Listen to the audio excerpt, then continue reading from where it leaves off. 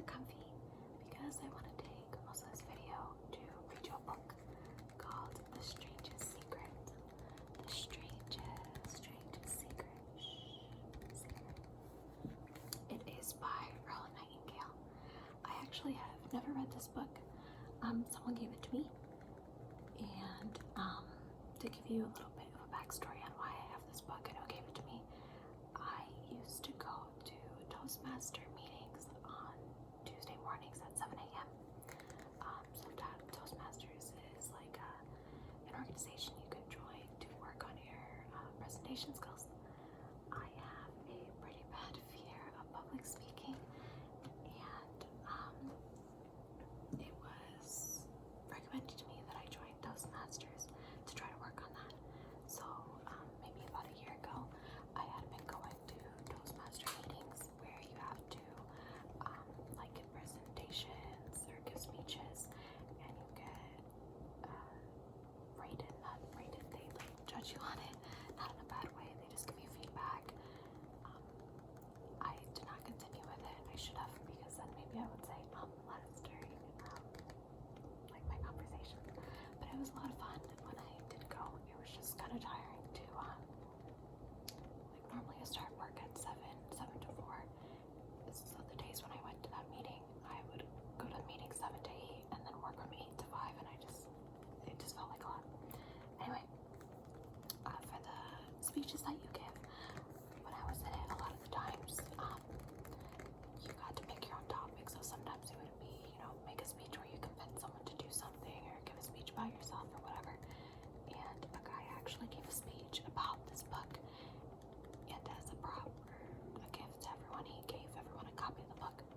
So it is really short, and the first half of it is the text of the audio version, and the next half is the text of the video version. So I'm gonna go ahead and just read the text from the audio version to you today. So again, it is The Strangest Secret by Earl Nightingale. Text of audio version. I'd like to tell you about the strangest secret in the world.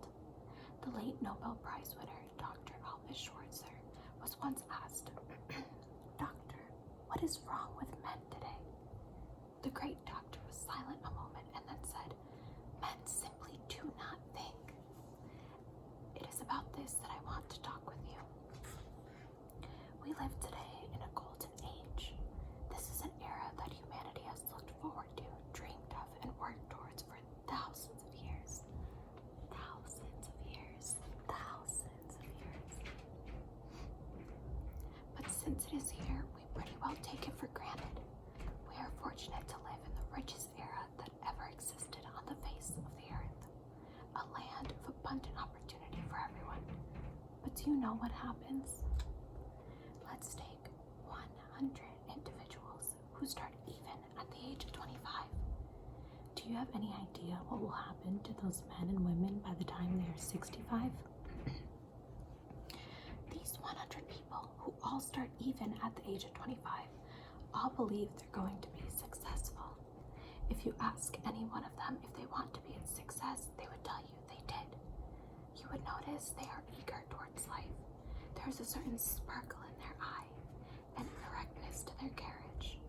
Life seems like a pretty interesting adventure to them. But by the time they are 65, only one will be rich. 4 will be financially independent. 41 will still be working, and 54 will be broke, depending on others for life's necessities. Now think a moment. Out of 100, only 5 make the grade.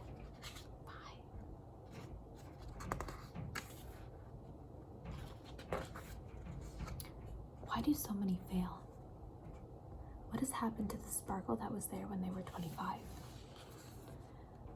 What has become of their dreams, their hopes, their plans? Why is there such a large disparity between what these people intended to do and what they actually accomplished? The definition of success. When we say about 5% achieve success, we have to define success. Here's the best definition I've ever been able to find. Success is the progressive realization of a worthy ideal. Someone is working toward a predetermined goal and knows where they are going. If someone is working towards a predetermined goal and knows where they're going, that person is a success. If they are not doing that, then they are a failure. Success is the progressive realization of a worthy ideal. Rolome, the distinguished psychiatrist, wrote in his wonderful book called Man's Search for Himself, the opposite of courage in our society is not cowardness, it is conformity. And there you have the trouble today. The reason for so many failures: conformity. People acting like everyone else without knowing why or without knowing where they are going. Now think of it. Right now in America, there are over 40 million people 65 years of age and older, and most of them are broke. They are dependent on someone else for life's necessities. We learn to read by the time we are 7. We learn to make a living by the time we are 25. Often by that time, we are not only making a living, we're supporting a family. And yet by the time we are 65, we have not learned how to become financially independent in the richest land that has ever been known. Why? We conform. The trouble is most of us are acting like the wrong percentage group, the 95 who do not succeed. Why do people conform? Well, they really don't know. Most people seem to believe their lives are shaped by circumstances, by things that happen to them, by exterior forces. They are outer-directed people. A survey was made one time that covered a lot of people, working people. These people were asked, why do you work? Why do you get up in the morning? 19 out of 20 had no idea. If you press them, they will say, everyone goes to work in the morning. And that is the reason they do it, because everyone else is doing it. Now let's get back to our definition of success. Who succeeds? The only person who succeeds is the person who is progressively realizing a worthy ideal. It is the person who says, I am going to become this, and then begins to work towards that goal. I'll tell you the successful people are. A success is a school teacher who is teaching school because that's what he or she wants to do. A success is the woman who is a wife and mother because she wanted to become a wife and mother and is doing a good job at it. A success is the man who runs the corner gas station because that is his dream. A success is the entrepreneur who starts their own business because that was their dream. That's what they wanted to do. A success is a successful salesperson who wants to become a top-notch salesperson and grow and build within his or her organization and sets forth on the pursuit of that goal. A success is anyone who is pursuing deliberately a predetermined goal because that's what he or she decided to do deliberately. But only 1 out of 20 does that. The rest are failures. That is why today there is really not any competition unless we make it for ourselves. Instead of competing, all we have to do is create.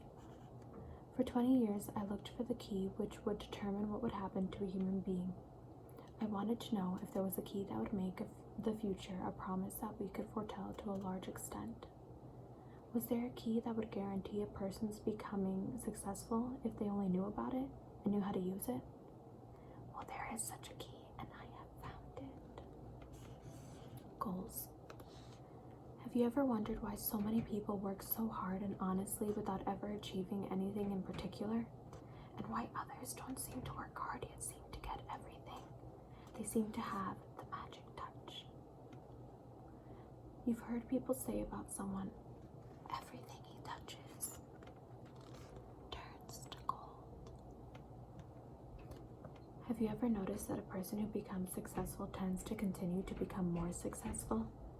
On the other hand, have you noticed how someone who is a failure tends to continue to fail?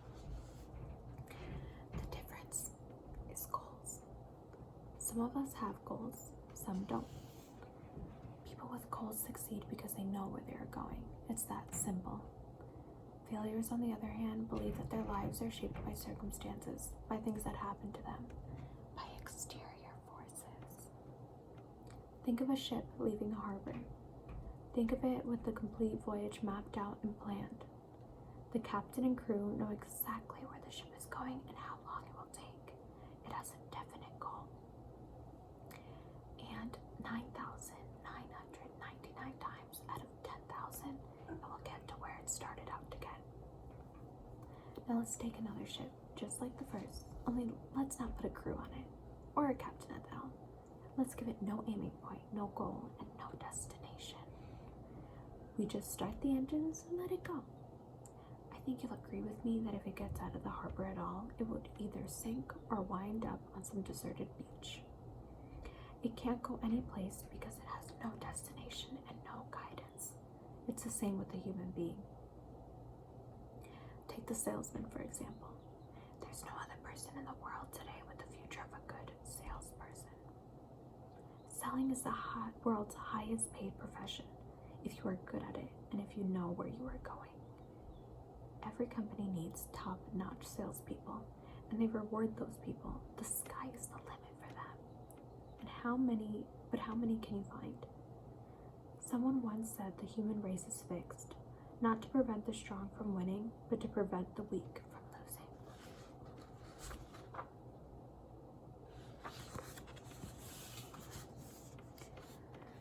Western society today can be likened to a naval convoy in time of war.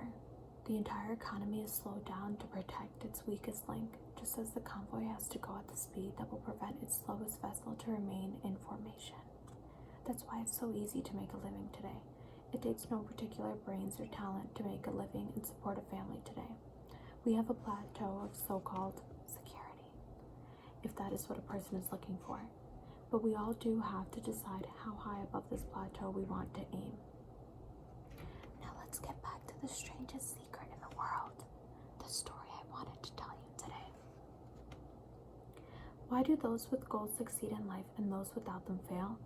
Well, let me tell you something which, if you really understand it, will alter your life immediately. If you understand completely what I'm about to tell you from this moment on, your life will never be the same again.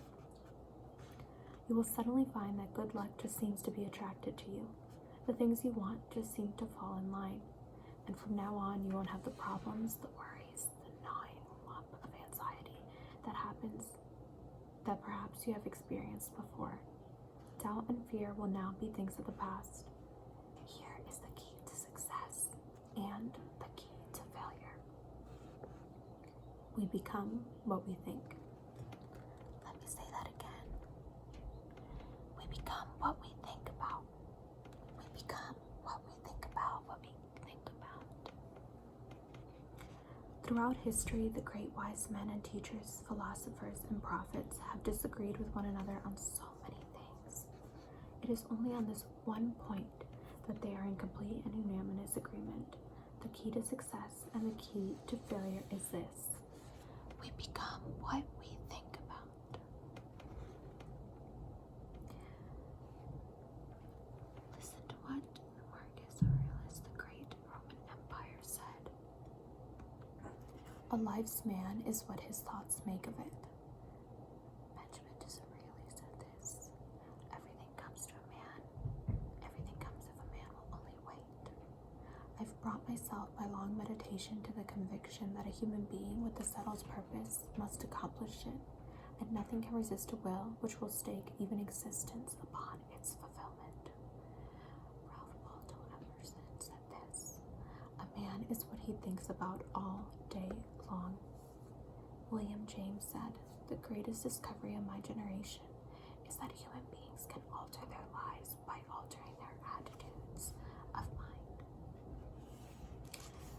And he said, we need only in cold blood act as if the thing in question were real, and it will become infallibly real by growing into such a connection with our life that it will become real. It will become so knit with habit and emotion that our interest in it will be those which characterize belief. He also said, if you only care enough for a result, you will almost certainly obtain it. If you wish to be rich, you will be rich. If If you wish to be learned, you will be learned. If you wish to be good, you will be good. He continues, though, only you must, then, really wish these things, and wish them exclusively, and not wish at the same time 100 other incompatible things just as strongly. In the Bible, you will read in Mark 9:23, if thou canst believe, all things are possible to him that believeth. My old friend, Dr. Norman Vincent Peale, put it in this way.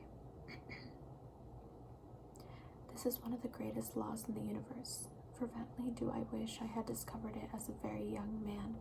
It dawned upon me much later in life, and I found it to be the greatest discovery, if not my greatest discovery, outside my relationship to God. The great belief, and simply stated, is, if you think in negative terms, you will get negative results. If you think in positive terms, you will achieve positive results. That simple fact, he went on to say, is the basis of an astonishing law of prosperity and success. In 3 words: believe and succeed. William Shakespeare put it this way: our doubts are traitors, and make us lose the good we oft might win by fearing to attempt. George Bernard Shaw said, people are always blaming their circumstances for what they are. I don't believe in circumstances. The people who get on in this world are the people who get up and look for the circumstances they want, and if they can't find them, make them. Well, it's pretty apparent, isn't it? And every person who discovers this for a while believed that they were the first to work it out. We become what we think about. It stands to reason that a person who is thinking about a concrete and worthwhile goal is going to reach it, because that's what he's thinking about, and we become what we think about. Conversely, the person who has no goal, who doesn't know where they're going, and whose thoughts must therefore be thoughts of confusion, anxiety, fear, and worry, becomes what they think about. Their life becomes one of frustration, fear, anxiety, and worry. And if we think about nothing, we become nothing. Now, how does that work? Why do we become what we think about? Well, I'll tell you how it works as far as we know. To do this, I want to talk about a situation that parallels the human mind. As you sow, so shall ye reap. The human mind is much like a farmer's land. Suppose a farmer has some land, and it is good, fertile land. The land gives the farmer a choice. He may plant in that land whatever he chooses. The land doesn't care what is planted. It's up to the farmer to make the decision. Remember, we are comparing the human mind to the farmer's land because the mind, like the land, doesn't care what you plant in it. It will return what you plant, but it doesn't care what you plant. Let's say that the farmer has 2 seeds in his hand. One, a seed of corn. The other is nightshade, a deadly poison. A deadly poison. Deadly, deadly, deadly poison.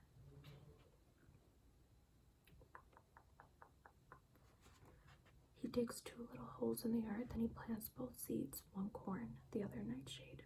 He covers up the holes, waters, and takes care of the land. What will happen? Invariably, the land will return what is planted, and it is written in the Bible, as ye sow, so shall ye reap.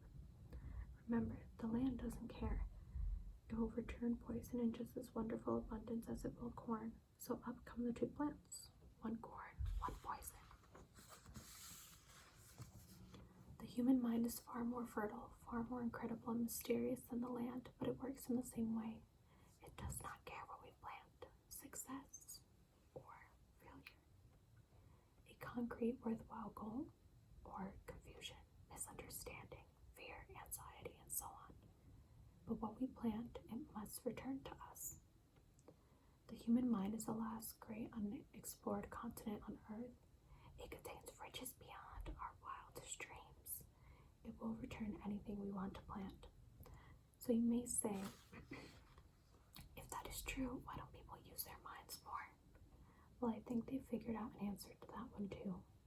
The problem is that our mind comes with standard equipment at birth. It's free. And things that are given to us for nothing, we place little value on. Things that we pay money for, we value. The paradox is that exactly the reverse is true. Everything that's worthwhile life came to us free. Our mind, our souls, our bodies, our hopes, our dreams, our ambitions, our intelligence, our love of family and children and friends and country. All these priceless possessions are free.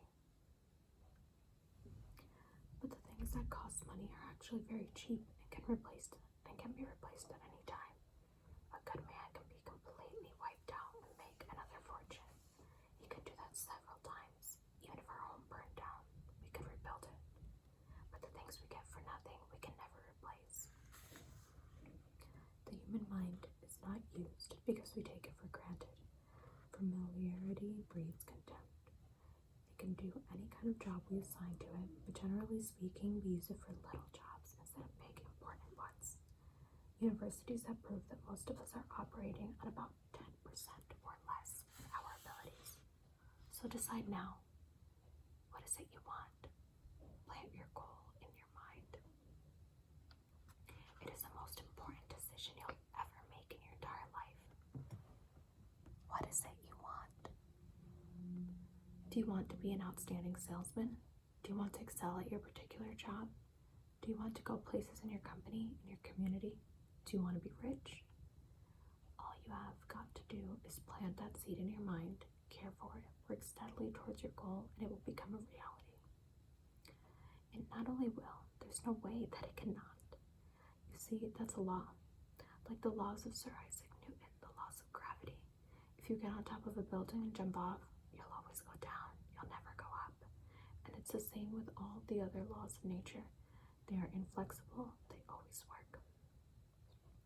Think about your goal in a relaxed, positive way. Picture yourself in your mind's eye as having already achieved this goal. See yourself doing the things you will be doing when you have reached your goal. Ours is the age of ulcers and nervous breakdowns and tranquilizers at a time when medical research has raised us to a new plateau of good health and longevity. Far too many of us worry ourselves into an early grave, trying to cope with things in our own little personal ways without learning a few great laws that will take care of everything for us. These things we bring on ourselves through our habitual way of thinking. Every one of us is the sum total of our own thoughts. We are where we are because that is exactly where we really want or feel we deserve to be, whether we'll admit that or not. Each of us must live off the fruit of our thoughts in the future, because what you think today and tomorrow, next week and next year, will mold your life and determine your future. You are guided by your mind. I remember one time I was driving through eastern Arizona. I saw one of those giant earth-moving machines roaring along the road at about 35 miles an hour with what looked like 30 tons of dirt in it.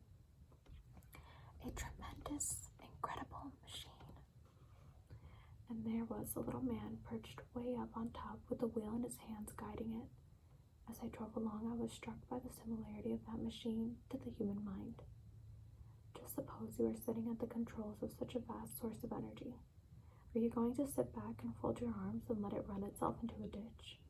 Or are you going to keep both hands firmly on the wheel and control and direct this power to a specific, worthwhile purpose? It's up to you. You are in the driver's seat. You see, the very law that gives us success is a double-edged sword. We must control our thinking, the same rule that can lead people to lives of success, wealth, happiness, and all the things they ever dreamed of for themselves and their family. That very same law can lead them into the gutter. It's all in how it is used for, it's all in how it is used, for success or for failure. This is the strangest secret in the world. Why do I say it's strange? And why do I call it a secret? Actually, it's not a secret at all. It was first promulgated by some of the earliest, wisest men. And it appears again and again throughout the Bible. But very few people have learned it or understand it. That's why it's strange, and why, for some equally strange reason, it virtually remains a secret. I believe you could go out and walk down the main street of your town and ask one person after another what the secret of success is, and you probably would not run into one person in a month that could tell you. This information is enormously valuable to us if we really understand it and apply it. It is valuable to us not only for our own lives, but the lives of those around us, our families, employees, associates, and friends. Life should be an exciting adventure. It should never be a bore. A person should work fully, be alive. You should be glad to get out of bed in the morning. You should be doing a job that you like to do because you do it well. One time, I heard Crow Patterson, the great late editor-in-chief of the Toledo Daily Blade, make a speech. And he concluded his speech, he said something I've never forgotten. He said, "My years in the newspaper business have convinced me of several things, among them that people are basically good, and that we came from someplace and we are going someplace, so we should make our time here an exciting adventure." The architect of the universe did not build a stairway leading nowhere. The greatest teacher of all, the carpenter from the plains Galilee of all, gave us the secret time and time again. As you believe, so shall it be done unto you.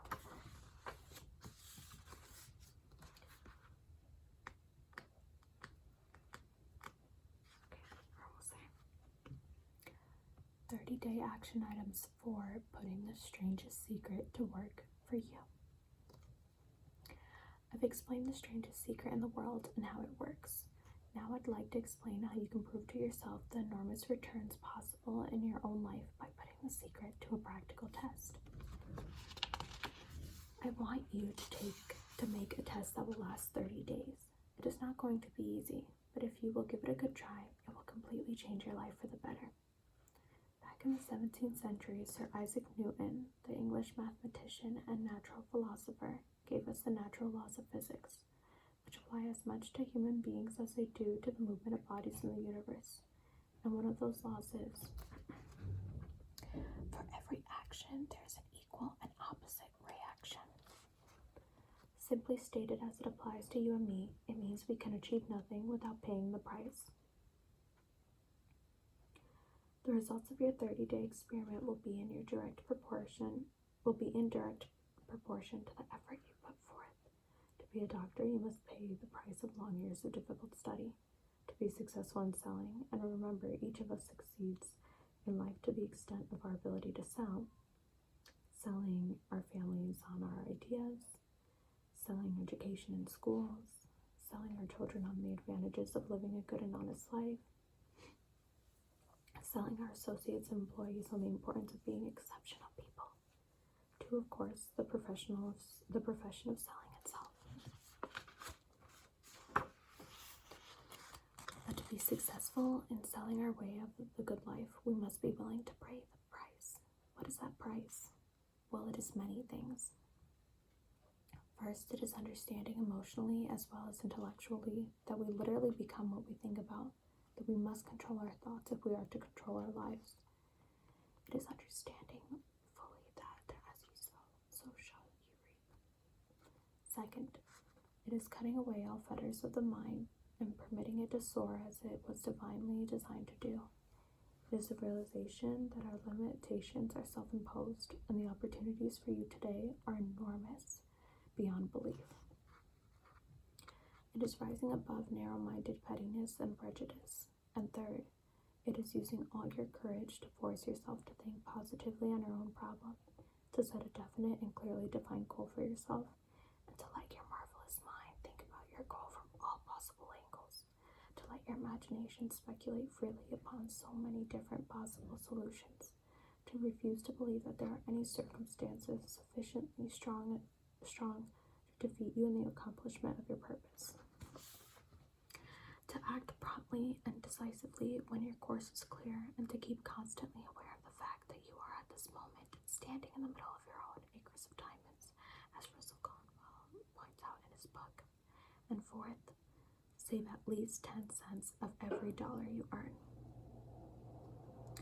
It is also remembering that no matter what your present job, it has enormous possibilities if you're willing to pay the price. Let's go over the important points in the price each of us must pay to achieve the wonderful life that can be ours. It is, of course, worth any price. 1. Think. You will be Imagine. Remember the word imagination and let your mind begin to soar. 3. Courage. Concentrate on your goal every day. 4. Save 10% of what you earn. 5. Action. Ideas are worthless unless we act on them. Next, I'll outline the 30-day test I want you to make, keeping in mind that you have nothing to lose by making this test and everything you could possibly want to gain. There are two things that may be said about everyone. 1, each of us wants something. And 2, each of us is afraid of something. For the next 30 days, follow each of these steps every day until you achieved your goal. First, write on a card what it is you want more than anything else. It may be more money. Perhaps you'd like to double your income or make a specific amount of money. It may be a beautiful home. It may be success at your job. It may be a particular position in life. It could be a more harmonious family. Each of us wants something. Write down on your card specifically what it is you want. Make sure it's a single goal and clearly defined. You need not show it to anyone. In fact, often it is best not to. Cast not your pearls before swine, lest they trample them and turn again and rend you. Matthew 7. Carry the card with you so that you can look at it several times a day. Think about your goals in a cheerful, relaxed, positive way each morning when you get up, and immediately you have something to work for, something to get out of bed for, something to live for. Look at the goals written on your card each chance you get during the day and just before going to bed at night. As you look at it, remember that you must become what you think about, and since you're thinking about your goal, you realize that soon it will be yours. In fact, it is really yours the moment you write it down and begin to think about it. Look at the abundance all around you as you go about your daily business. You have as much right to this abundance as any living creature. It is yours for the asking. Now we come to the difficult part. Difficult because it means the formation of what is probably a brand new habit. New habits are not easily formed. Once formed, however, they will follow you for the rest of your life. Second, stop thinking about what it is you fear.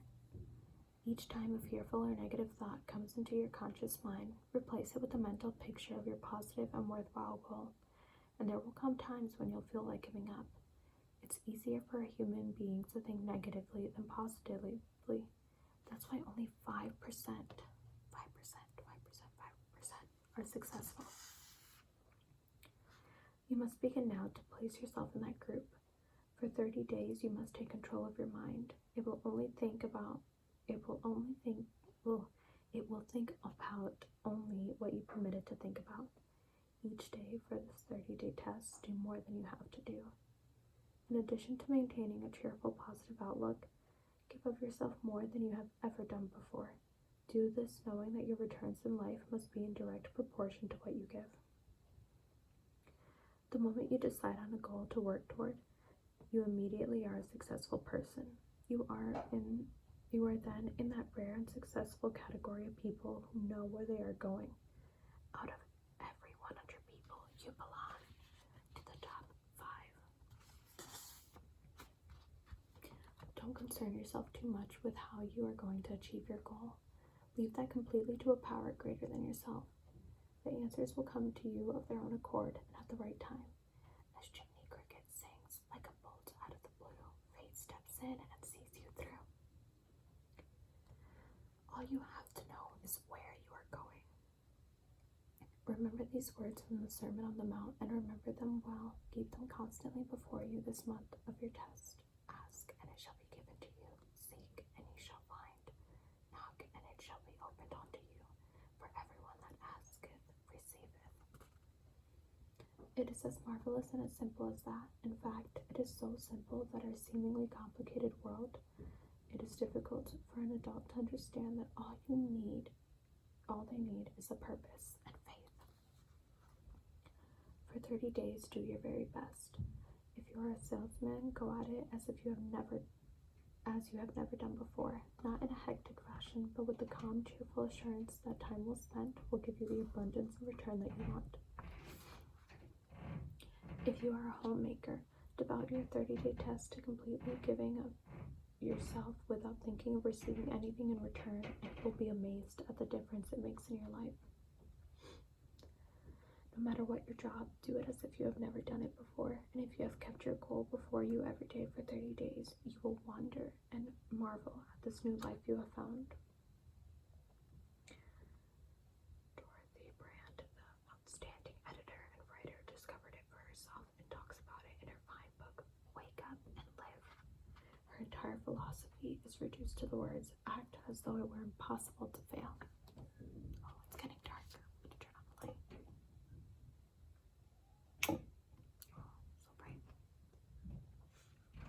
She made her own tests with sincerity and faith, and her entire life was changed to overwhelming success.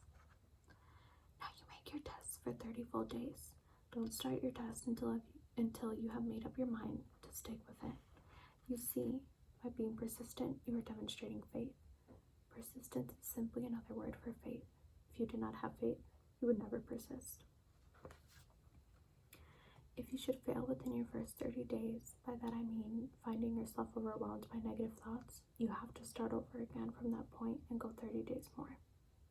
Gradually, your new habit will form until you find yourself one of that many minority to whom virtually nothing is impossible. And don't forget the card. It is vitally important as you begin this new way of living. On one side of the card, write your goal, whatever it may be. On the other side, write the words we've quoted from the Sermon on the Mount. Ask, and it shall be given you. Seek, and you shall find. Knock, and it shall be opened unto you. And everyone that asketh, receiveth. In your spare time, during your test period, read books that will help you. Read at least 15 minutes each day. Inspirational books, like the Bible. Dorothy Brand's Wake Up and Live, if you can still find a copy. The Magic of Believing by Cloud Bristol, Think and Grow Rich by Napoleon Hill, and other books that instruct and inspire. Nothing great was ever accomplished without inspiration. See that during these critical first 30 days, your own inspiration is kept to a peak, and above all, don't worry. Worry brings fear, and fear is crippling. The only thing that can cause you to worry during your tests is trying to do it all yourself.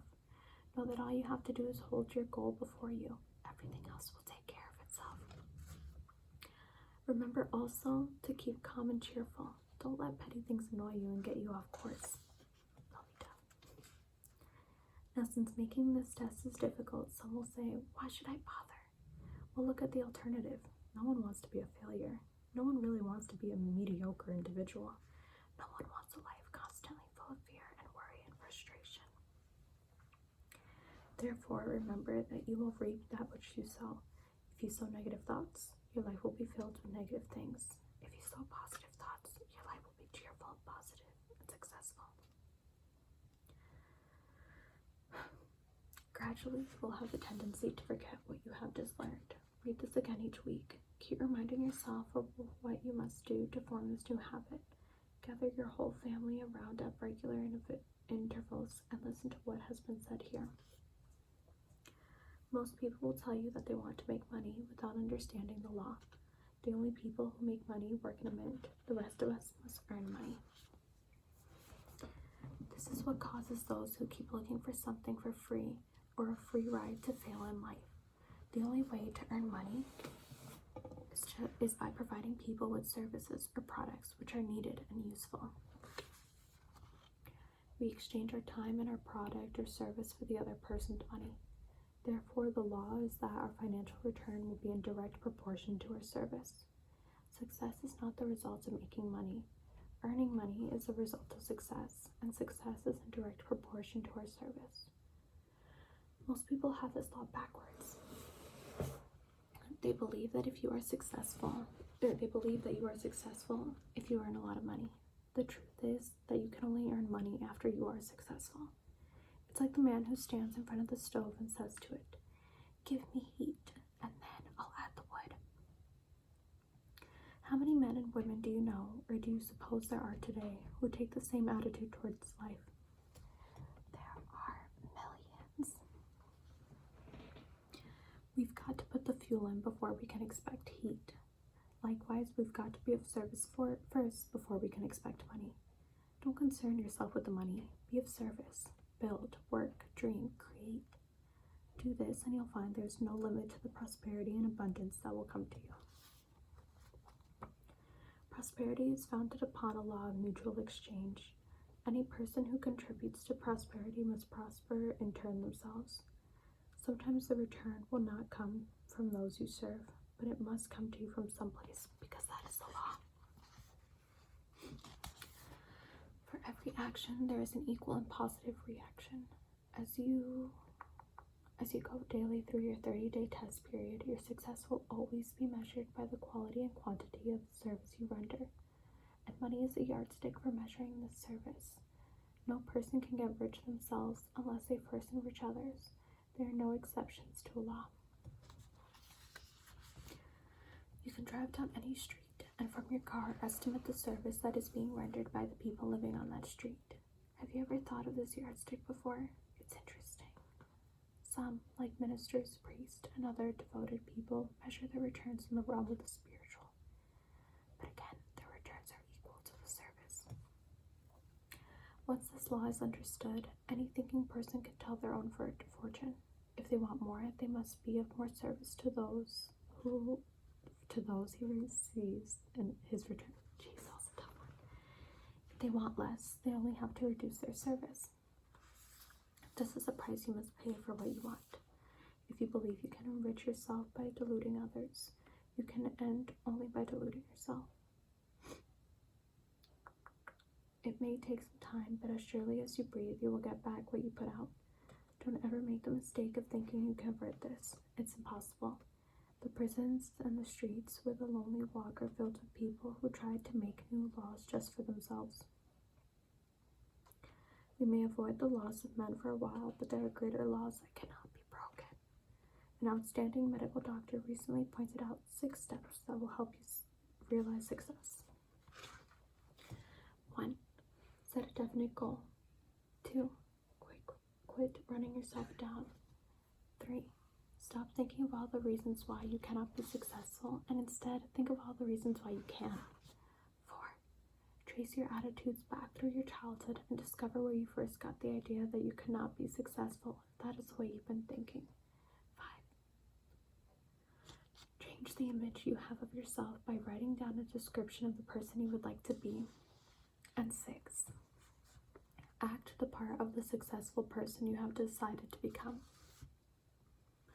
The doctor that wrote those words is a noted West Coast psychiatrist, Dr. David Harold Fink.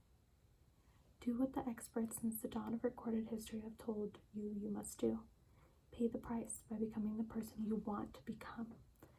It's not nearly as difficult as living unsuccessfully. Take this 30-day test, then repeat it again. Each time it will become more a part of you until you'll wonder how you could have ever lived any other way. Live this new way, and the floodgates of abundance will open and pour over you more riches than you may have ever dreamed existed. Money? Yes, lots of it. But what's more important, you'll have peace. You'll be in that wonderful minority who lead calm, cheerful, successful lives. Start today. You have nothing to lose, but you have your whole life to win. This is Earl Nightingale. Thank you. And that is